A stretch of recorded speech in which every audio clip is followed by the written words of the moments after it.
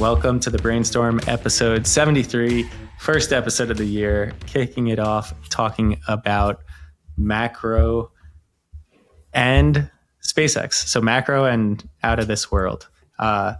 Brett, you've been putting together some numbers for this year's Big Ideas presentation to come out, rumored in a couple weeks, give or take. You're saying GDP growth has been roughly 3% since 1900, and it's all of a sudden going to double and potentially more than double and sustain in the next 5 years. Is that high level summary correct? Yeah, actually not sustain. I think that my expectations is it'll more than double and then continue to escalate, as in kind of the out years of the forecast are even higher. But at a high level, GDP in 2024 is going to finish at $127 trillion globally. These are all 2024 numbers. And consensus has 2030 GDP at like 150 trillion, which works to just a little over 3% growth. So it's kind of in line with what it's done over the course of the century or century and a quarter. And we think it's going to average over 7% to 190 trillion or so, actually a bit more. And so this may sound outrageous, but it's actually consistent with kind of like the way economic growth has worked throughout history, where you have periods of like economic equilibriums where the growth stays in roughly the same band. And then you have a technological infusion into the economy. And then there's a transformation in the rate of growth. And so the reason to be, and the time frame between those transformations has been compressing over time. So this kind of step change is, call it due from that perspective, as in you could reasonably plus or minus say, hey, 100 years. Yeah. Well, no, more like, yeah, plus or minus 50 years, as in like it could not happen this decade, and that would not be inconsistent with long economic history. But the reason to believe it's going to happen is because also within like kind of classical economics, if you have a magical technology that allows you to basically massively increase productivity, then you can proliferate it pretty frictionlessly, you end up with these explosions in your expectations for growth. And so with what's happening with cybercab and robotaxi, with kind of everything on the humanoid robot side, and with all the kind of magical AI software that we're developing that should improve the productivity of knowledge work, it actually is, our technology forecasts are consistent with this kind of transformation in the rate of growth. Brett, you have the forecast out to 2030. So we should, 5 years in the grand scheme of hundreds of years, not a very long time. So what do you have forecasted for 25? Because it should be pretty easy to verify if we're on track for the 2030 estimate by the end of this year. As in, we would need to see some sort of acceleration. Otherwise, your back half of your 5-year estimate then needs to pick up even more than you say you have it. Well, right? I mean, it depends on like, Sam, what is like cybercab uptake going to be in 25? So I think it's useful to think about this from the perspective of the cybercab. Consider the cybercab, right? So this is for the same amount of capital, you get 8x the transportation service, roughly. Basically, like you can take the same car and it transmits people around 8 times more miles than you previously had. And we have a huge, trillions of dollars, I think, in like fixed transportation capital assets that are like sitting in the economy.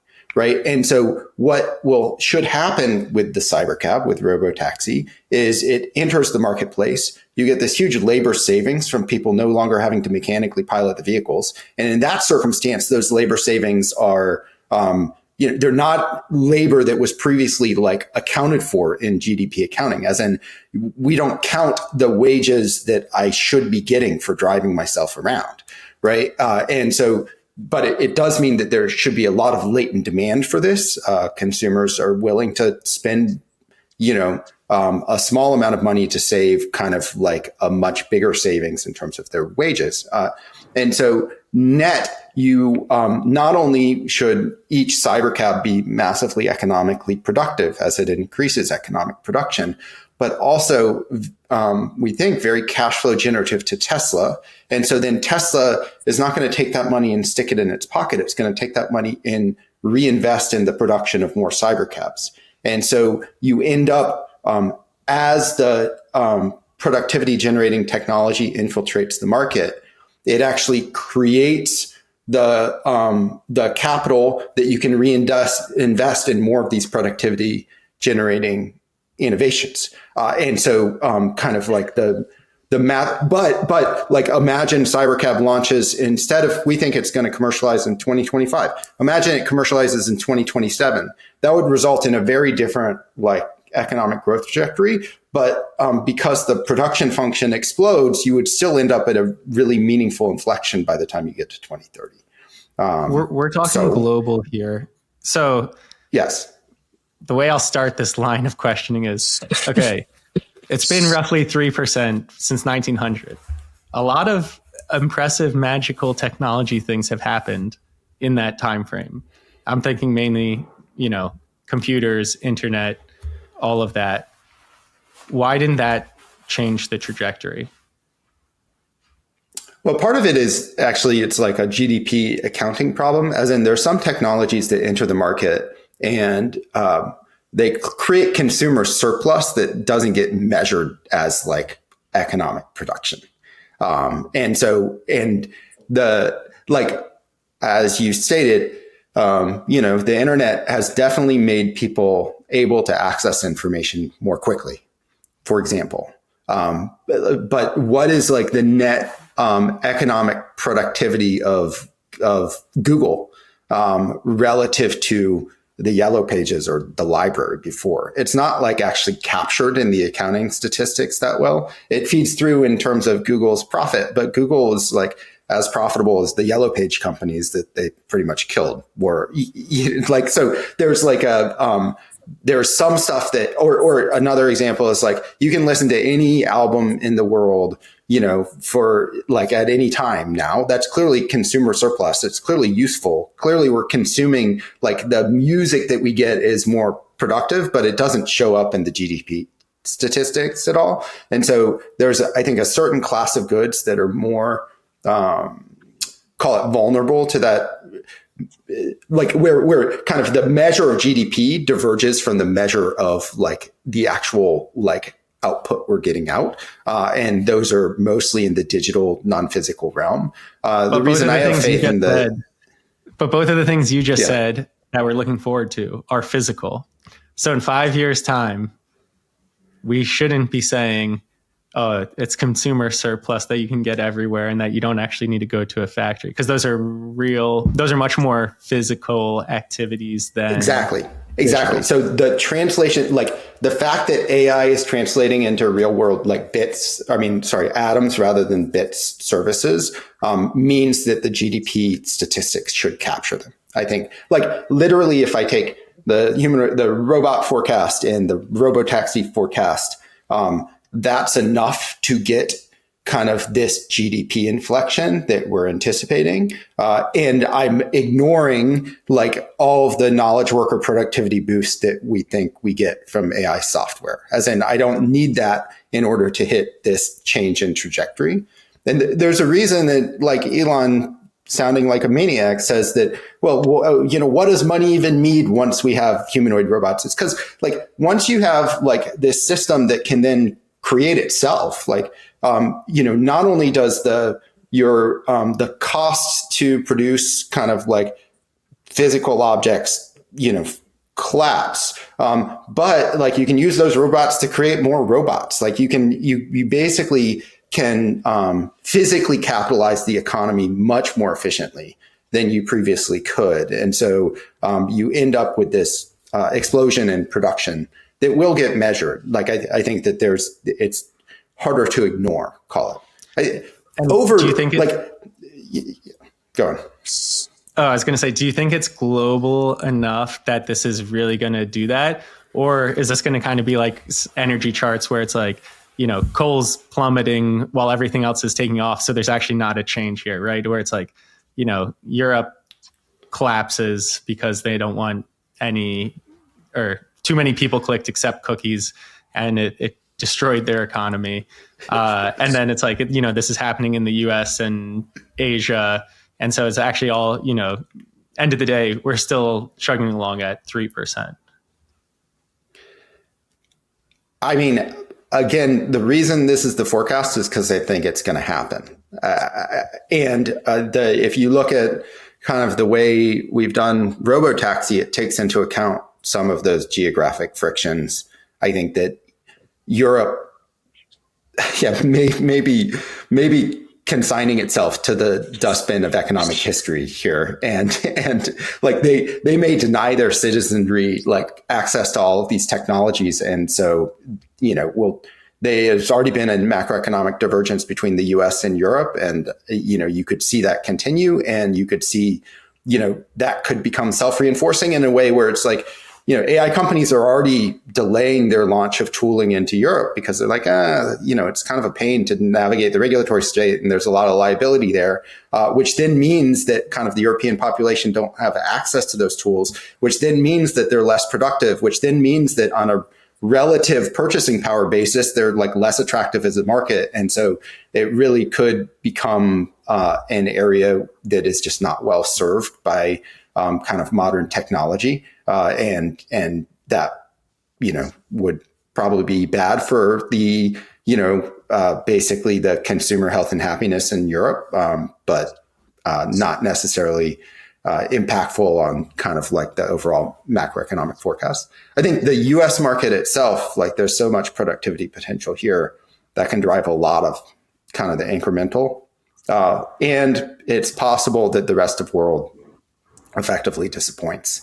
Particularly if you have like a lot of friction around adoption of technology in those specific regions. Imagine, I don't know, Japan wouldn't do it, but imagine Europe again says, well, gosh, these robots, we need to have a safety official looking over the shoulder of every robot that operates or something. And that sounds outrageous, but that's what they did with automobiles when they were invented. It's like somebody has to walk in front of the car waving a flag or else it's not safe. Well, then you're not going to get a lot of uptake of that technology in that geography. I'm going to take the under. Not to start the year off on a pessimistic note. And I hear everything that you're saying, Brett, but one of the reasons we actually started this show was to show that we do have internal disagreements and it's a constant back and forth. And I think your timeline is too short. I think 5 years is not enough time to see this acceleration. If you said 2040, I'd, buy in a bit more. But I think to see this type of acceleration in terms of the adoptions and even the forecasts you've called out, I think maybe it's a bit aggressive. I'll say this. The way it would disappoint would be if basically like robotaxi pricing, the robotaxi market globally, including Tesla, but others, was supply constrained. As in the thing that I'm curious about, and a really important variable we have in the Tesla model is to what degree can they production scale, right? Right now, the way the model is designed is Tesla produces incremental vehicles and a certain percentage of them become robotaxis, not all of them. Well, I think that's conservative because like once you are in market with these vehicles, then you're basically going to be heavily incentivized to devote all of your production to producing these things. There's huge demand. In the US, you need basically, I think it's like 35 million robotaxis to then saturate the market. And so why is Tesla only designing a Cybercab plant that can produce 2 million? That seems way low relative to what global demand should be if they really can enter the market. And so then there's this question of, well, imagine they are demonstrating the demand for these vehicles and that they can scale it. Like, what is their next plant going to be? Is it going to be like, oh, now we're going to do 2 million plants like in various geographies? Or is it like, we're going to take all of the cash flow that's flowing off these things and dump it into doing like 15 million of them, in a couple of years?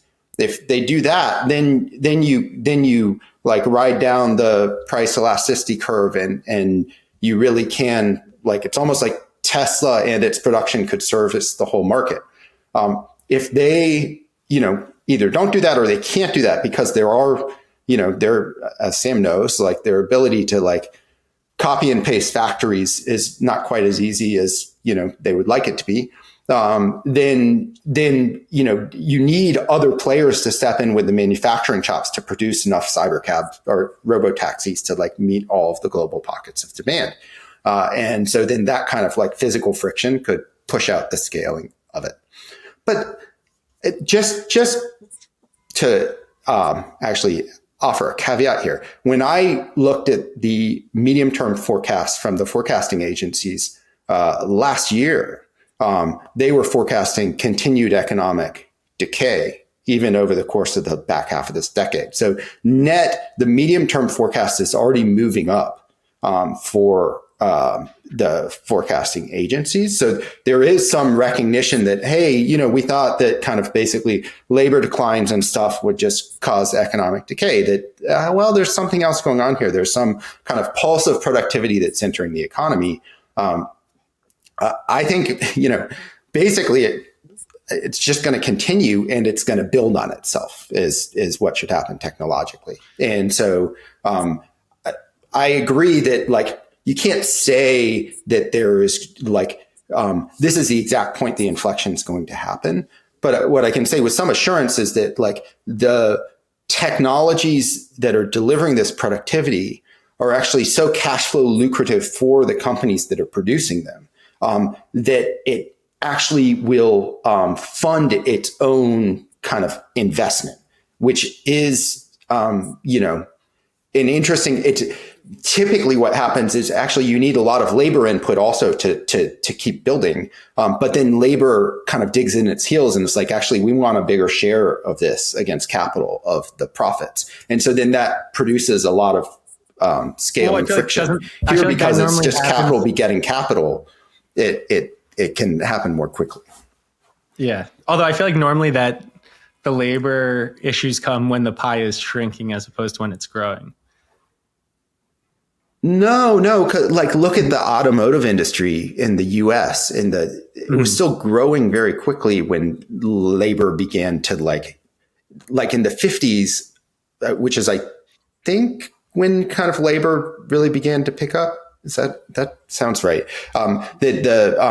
Or 50s and 60s, certainly in the 60s, U.S. auto was still dominant. And then that's why it was dominant. And it was basically like, it allows people to think that they can take a piece of the pie without hurting the growth is at a high level. I think what happens where it's like, why is capital getting all this money? Why are the owners getting all this money? We deserve our share, and hey, we're going to like bog things down. And it was, it really took a long time of kind of that sort of commercial friction being injected to allow, the Japanese to grow up and come into the market and really begin to eat U.S. auto's lunch.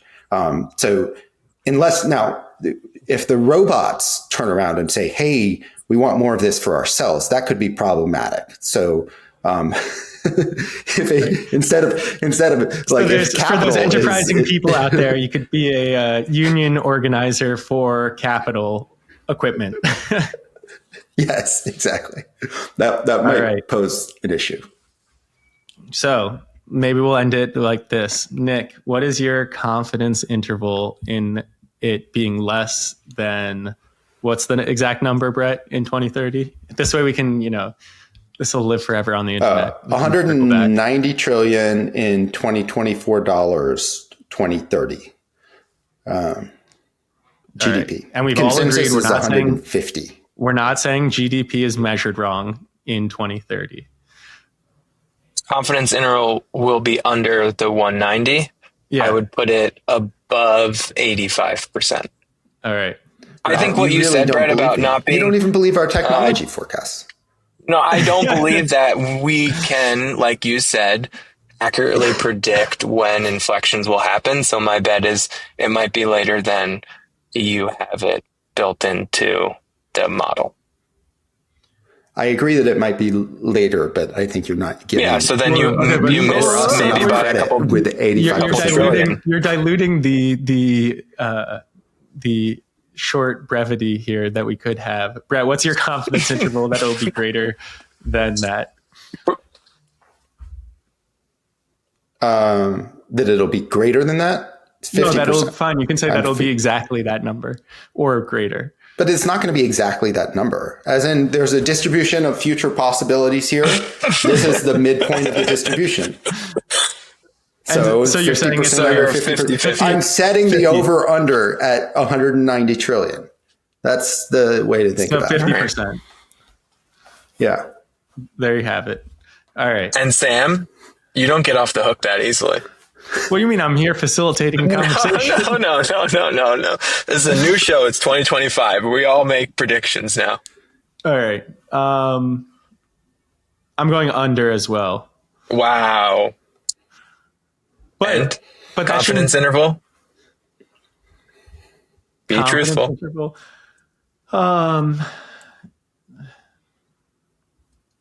60%. So I'm just shifting the distribution slightly over, because I think there's too many geopolitical things that could also get in the way. Yeah, is what I don't think we've. I think reality is not as clean as our forecast. We don't take that into account normally, but I do think there could be global conflicts that lead to acceleration because innovation fixes problems, but also delay the adoption. Yes, Agreed. That's true. I don't have the tail risk fence injected here. This is like kind of exclusive of, I don't know, China, Taiwan stuff and other things that could throw a spanner in the works.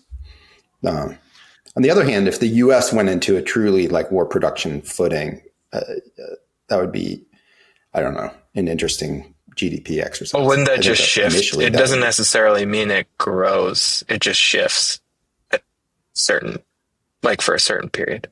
I mean, you still grow out of it, but it would shift at first.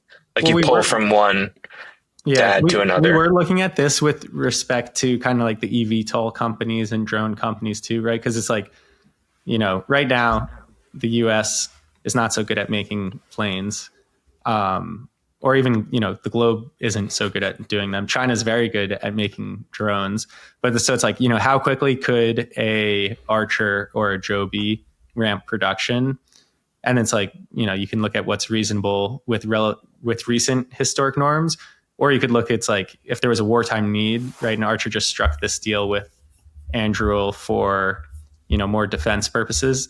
It's they scaled production, thousands of planes annually, which would certainly be much higher than people expect. Yeah. Well, that's what Nick, you're right in some sense, as in you're just producing military goods as opposed to domestic goods, but you motivate labor to be if it's existential, it's we're going to war, then kind of labor stops digging in heels. Environmental reviews go out the window. There's lots of political totally. or stickiness that gets unlocked, and you motivate capital into it. It's you have war bonds, and people are why are you sitting in savings as opposed to throwing money at capitalizing a system to build up, and so you do end up with a big production boost, but then it comes with inflation, all kinds of other downstream stuff that wouldn't be great. Yeah. But not to mention war, which we don't want. All right. So it sounds like we've all agreed that my forecast was the best. You didn't forecast. You gave a confidence interval. But where you will have money going is into creating a global net of satellites that will provide great communications almost regardless. Great Good segue. transition. Great segue into SpaceX's. So they released their end of year progress report. Really, the biggest takeaway was the specs on the new V3 satellite. So each one is going to be 1 terabit per second of bandwidth downlink speed, which is 10x that of the version they're launching now, so the V2 Mini.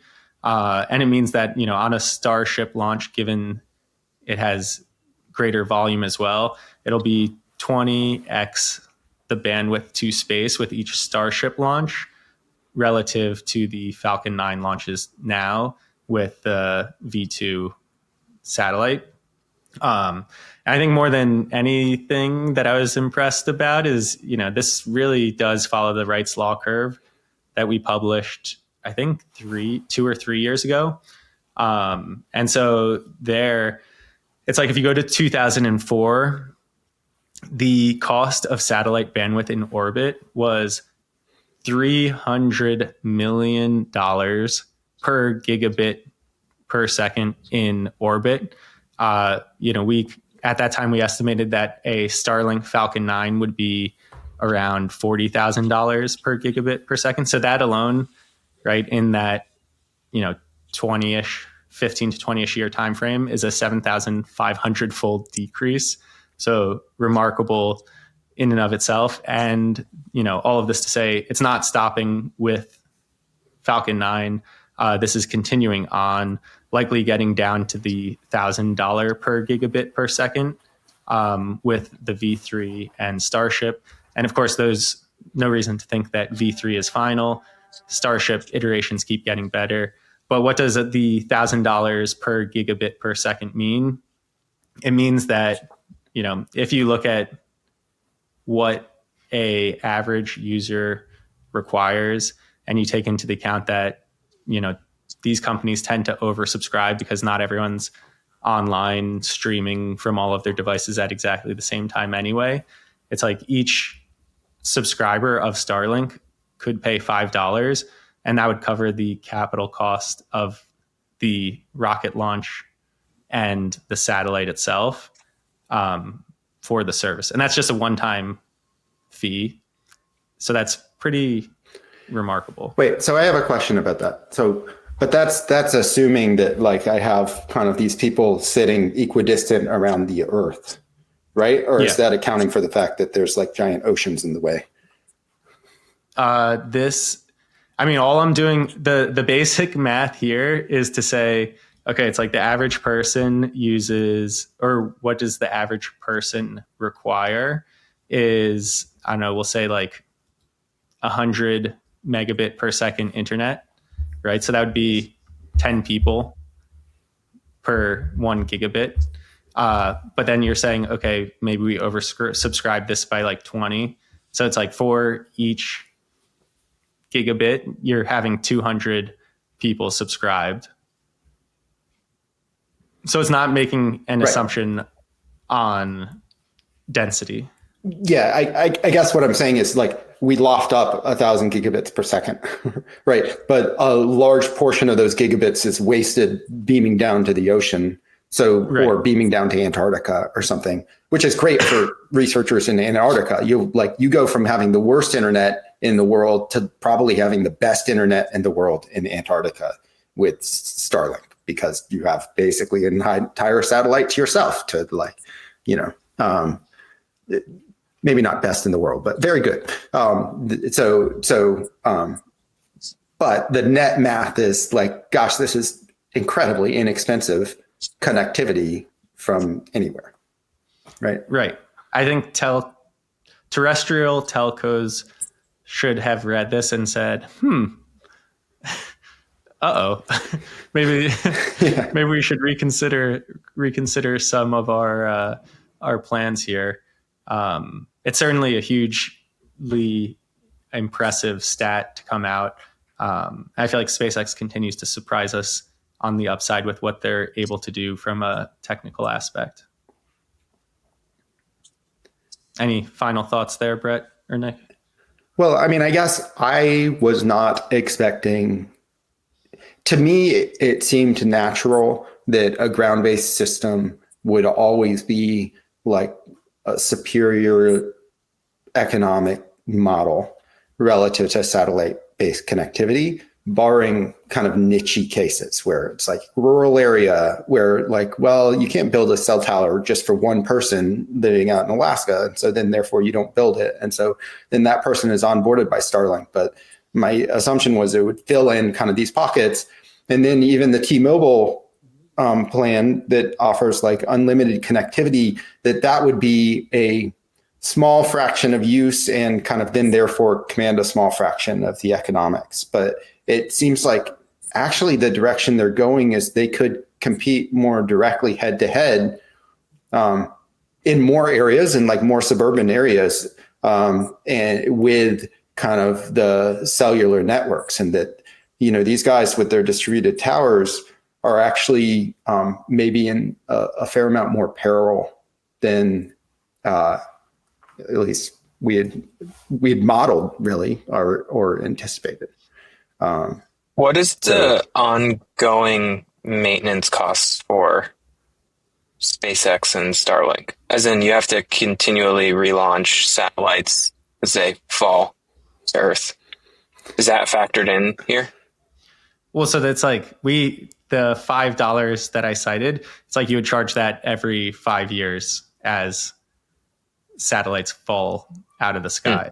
But it's like you can imagine, given the altitude at which they're trying to launch, it's like, you know, we'll just say current end state, rounding here, but it's like they've got 40,000 satellites at scale orbiting Earth, and a fifth of them are falling out of the sky every year.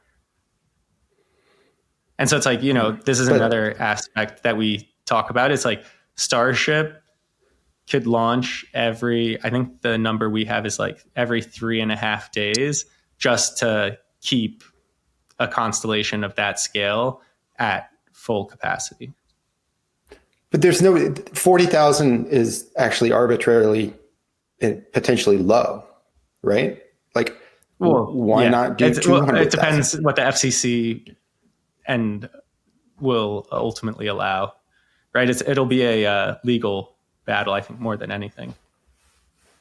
But why? Why does the FCC get to control how many satellites they have up in space? Because then you start, you know, Amazon comes in and says they're interfering with Kuiper, and then you go back and forth. But it's not from a space geography perspective. You mean on the bandwidth side? Yeah. From like a bandwidth perspective, I think is where you face it. Like from a space, I don't think you're running out of space in space.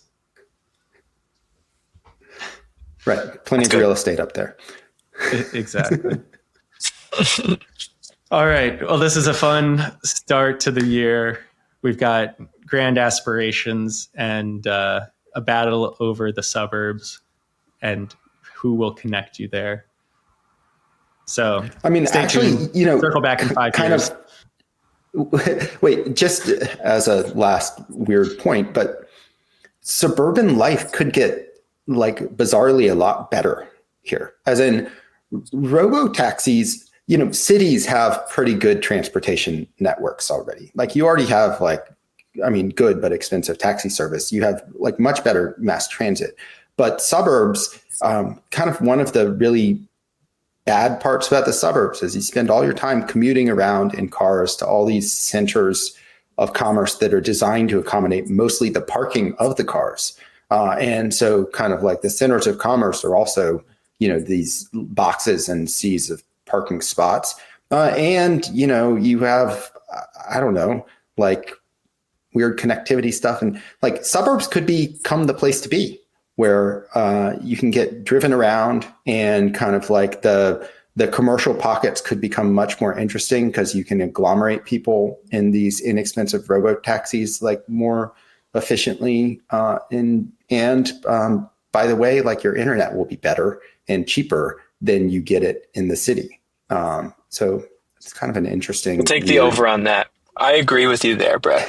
I think if you actually look at the history of innovation, especially with transportation, it actually led to the Sprawl. birth of suburban sprawl, because you could get to where you're going in a faster, cheaper amount of time.